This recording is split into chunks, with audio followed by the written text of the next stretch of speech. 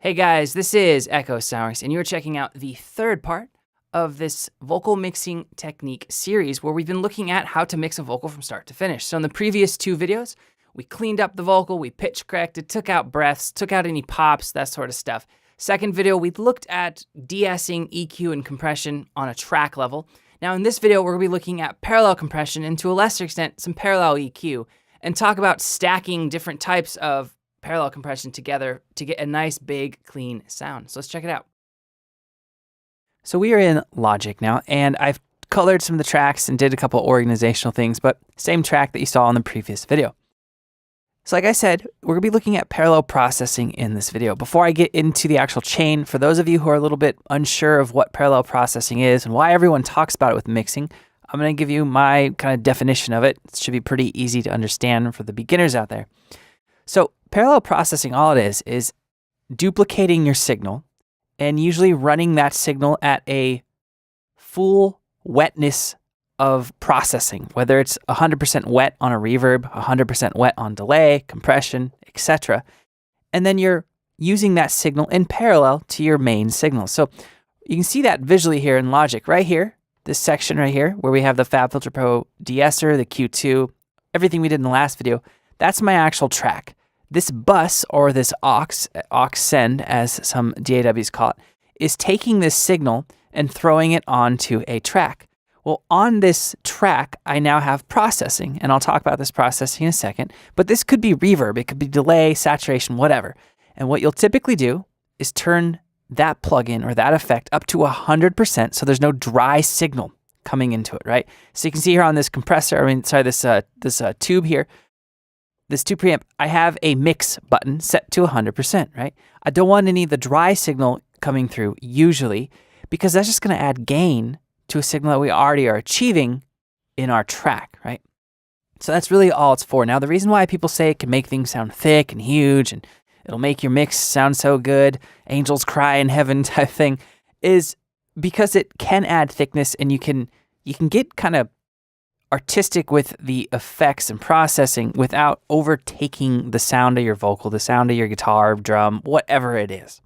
All right, so enough of that. Let's dive into what I did. Off video, I loaded up a instance of Slate Digital's virtual mix rack.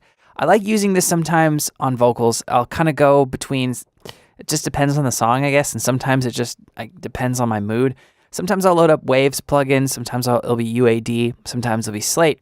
But I like using plugins that are third-party, not because I'm being a third-party plugin snob.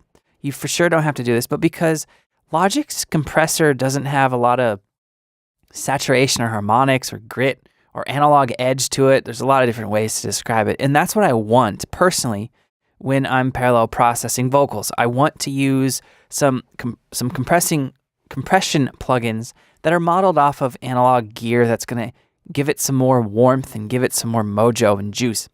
So that's why I'm using this. Now, the virtual mix rack is really fun for parallel processing on aux and buses and bus sends because you can just load up as many instances of plugins as you want in here, really. So right now I have tons of things happening. I have a kind of a preamp tube running into a 1176 emulation, but it's a very modern take on it. Then running out of that into another tube, into another compressor, and then into a air EQ. So this is what I'm calling it my parallel compression, but we're also doing some parallel equalization. And with the preamps, a very slight analog approximation of some parallel saturation. It's not same saturation as like FabFilter or Isotope, but it's great on vocals. So I did this off camera because I played around with this. I don't usually start with presets. I saved a couple presets I liked in the virtual mix rack that has basic things I find myself using, like the tube preamps or whatever. But with vocals, you usually have to kind of start from almost scratch. It's very hard to use a preset that fits perfectly because we talked about this. The variables of singer, singer's voice, timbre of the voice, microphone, recording environment, etc. But let's just reconstruct this real quick. So this is my bus send right here, bus 1, and I'm going to turn this up to unity, which is just a fancy ass word for 0 decibels. Okay, so we're just going to pop this up to unity.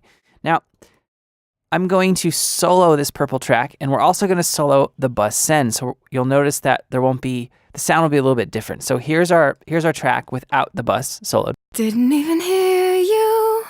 I didn't even notice that you left. And here's the bus soloed.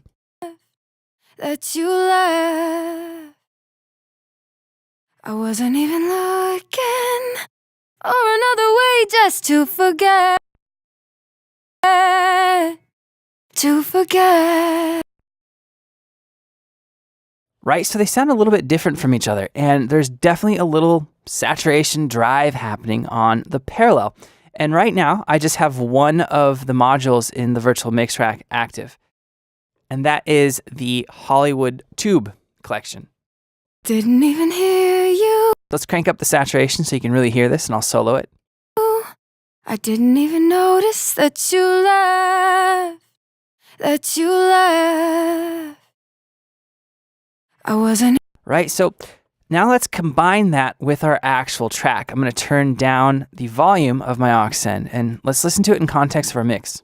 I didn't even hear you. I didn't even notice that you left. That you left. I wasn't even looking, or another way just to forget. To forget. On my own once again, break it. All right, so I turned on the other modules as we were playing it, and let's do that again. So I'm going to kind of just close my eyes and listen and adjust the volume of this and try to get a sound that I like, blending with the main signal. I didn't even hear you. I didn't even notice that you left. That you left. I wasn't even looking, or another way just to forget. To forget. All right, so let's talk about the compression. Now, I'm running it into a tube preamp first because I'm warming up the signal going into the compressor. That's the idea, at least. Now, the compressor that I'm using is a 1176 approximation. I didn't even hear you. I don't have a lot of gain reduction. I set the ratio to 8. The output, I just wanted, basically, if you guys are absolute beginners, I just wanted a little bit of needle movement on the gain reduction. That's a good way to explain it. I just wanted it to sound good. I know a lot of people struggle with compression settings on vocals. Just trust your ears. Too much probably sound not organic, not real. Too little, you're not getting the grit or the pump that you want. So the attack, I have it kind of at a medium attack. I didn't even hear you.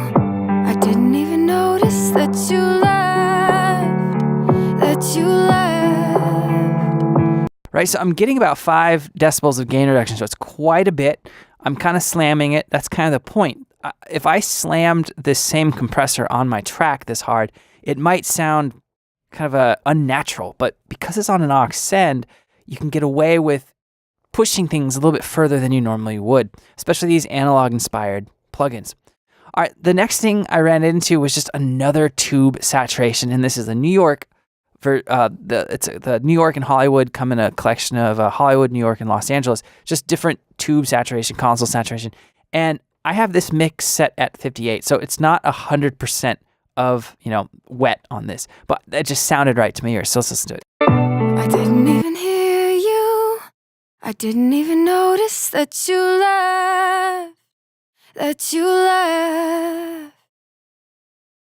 I wasn't even looking.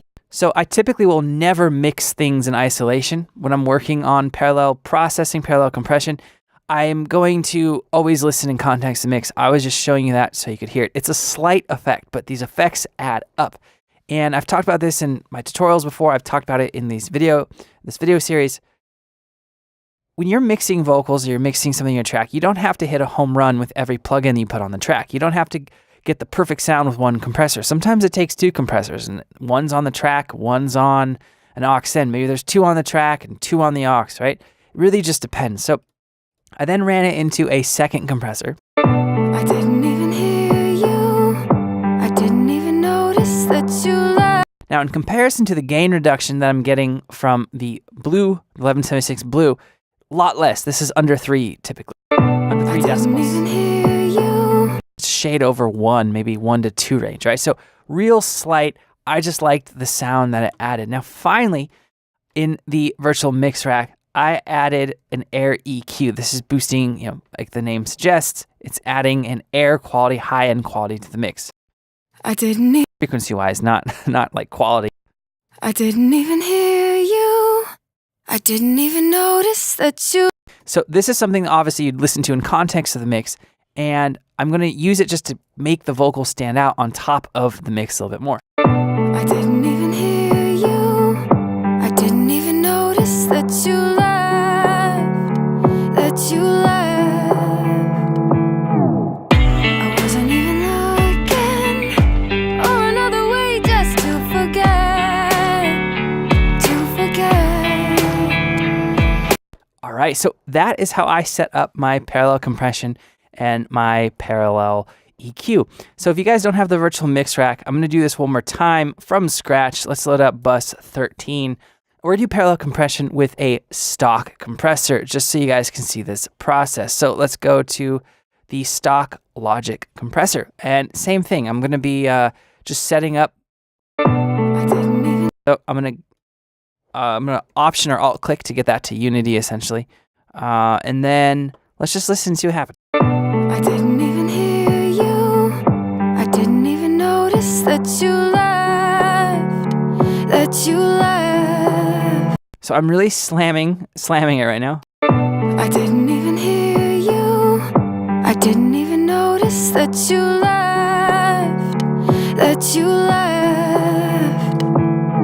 I wasn't even looking for another way just to forget. Right, so I'm adding some soft distortion. I mean, I'm really, really slamming this thing. Let's turn the ratio down. Let's turn the threshold up. I didn't even hear you.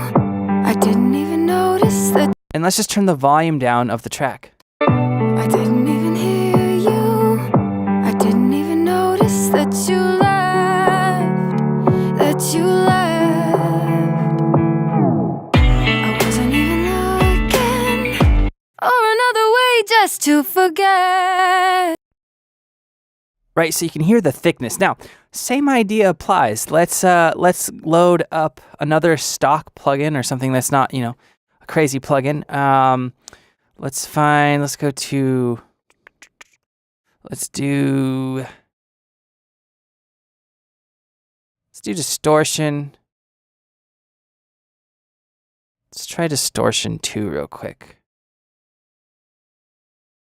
And then let's see if we have, let's do Vocal Fuzz. This is going to be crazy, but bear with me. I didn't even hear you. I didn't even notice that you left. That you. I didn't even hear you. I didn't even notice that you left. That you left. So I just want a little bit of saturation, right? Just like I did with the virtual mix rack. I didn't even hear you.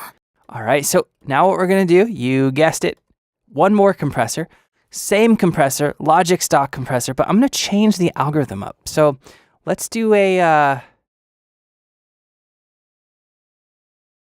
Studio VCA. Let's do a red one here, because I used a red emulation on the VMR. I didn't even hear you. I didn't even notice that you left. That you left. I wasn't even looking. So I don't want any distortion on this and just a slight amount of gain reduction. I didn't even hear you. I didn't even notice that you left. That you left. I wasn't even looking for another way just to forget. To forget. All right, so that really rounds out the sound to my ears. Check this out. I'm going to turn off this compressor, so it's just the first blue one, and then we're going to bring in the red compressor as it plays for a little bit. Check this out. I didn't even hear you. I didn't even notice that you left. That you left. Right? It kind of evens out the sound, adds a little bit more warmth, and it's going to allow me to turn up this signal. So now let's listen in context with our track. I didn't even hear you. I didn't even notice that you left. That you left. I wasn't even looking for another way just to forget. To forget. All right, let's compare this with the VMR's version. I didn't even hear you. I didn't even notice that you left. That you left. I didn't even hear you.